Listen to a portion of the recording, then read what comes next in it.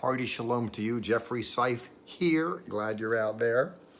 We're moving along. Paul was marooned last time we checked, and in chapter 28 of Acts, we learned something about the circumstance. He, in verses 1 through 6, finds himself safely on an island called Malta. And interestingly, he and they are there, and there are natives in verse 2 who, according to Luke, are minded to show the entire party, quote, unusual kindness.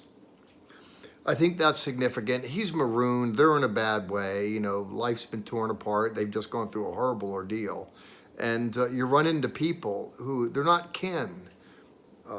But God, arranges circumstances where we run into, quote, people who show unusual kindness. And reading on, toward the end of the verse, we're told it was raining and it was cold. They kindled a fire and welcomed us all. If individuals who are heathen that don't know the Lord can be thus minded, why not believers? Hospitality itself is extremely potent. People want to, win debates about religion, but there's just something about extending hospitality in Jesus' name that just cuts through a lot of defenses, and it attests to the fact that there's something different about us. Well, Luke thought it was significant to mention here in God's providence that he brings those kinds of people to help at those kinds of times. But people are fickle.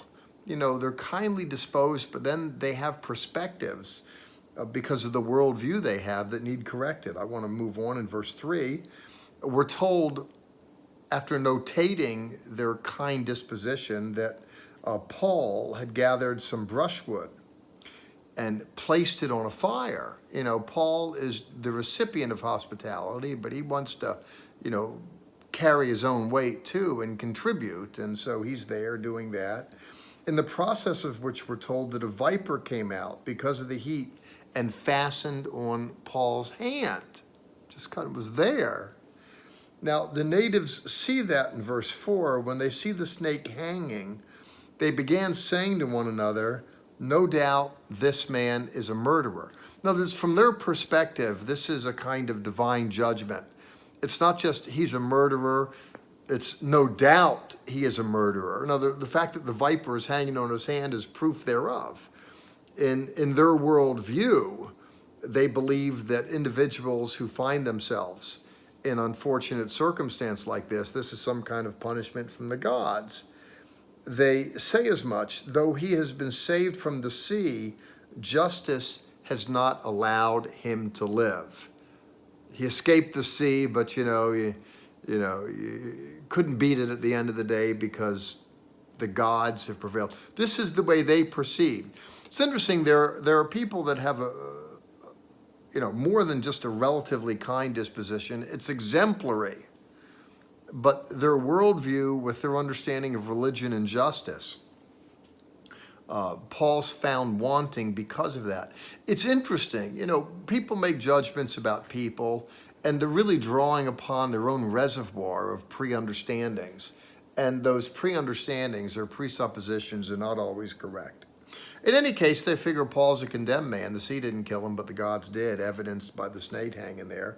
In verse 5, however, we're told, Paul shook the snake off into the fire and suffered no harm. So when Paul shakes it and then the snake falls, we're told in verse 6 they were expecting him to swell suddenly and fall down dead. But after they waited a long time and saw no harm come to him, they changed their minds and began to say that he was a god. Now, there's primitive people, they're natives, and they're swinging from one extreme to the other. At first, no doubt, he's the devil, or something wicked, and he's incurring judgment. And then, not long, they're at the other edge of the continuum. He's a god. And that wild swing, that vacillation, to me is interesting. And by the way, it's dangerous.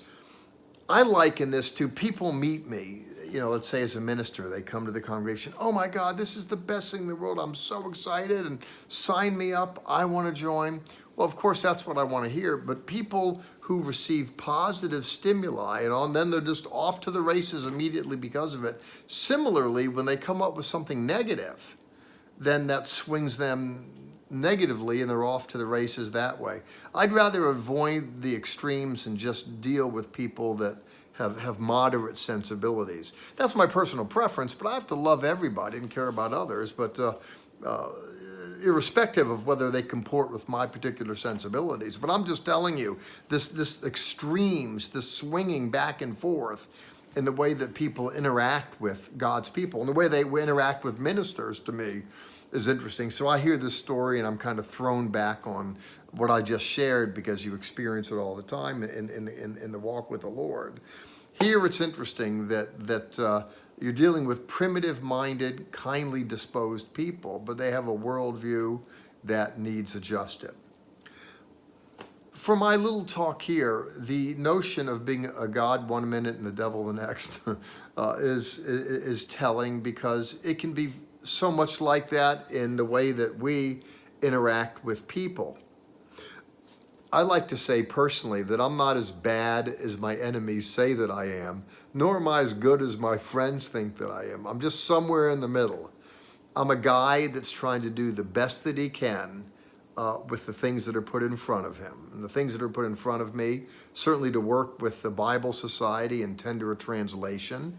I endeavored to do the best that I could with who I am, and similarly, as I'm tasked now by our president, Danya, to walk through the Bible and offer little expositions, I'm pleased to do that. I just do the best that I can with what's put in front of me. Here I have a camera in my home studio. I work in television. Zola Levitt Presents is on Daystar and other networks, and we're negotiating with more. Every week, I do the best with what's afforded me there.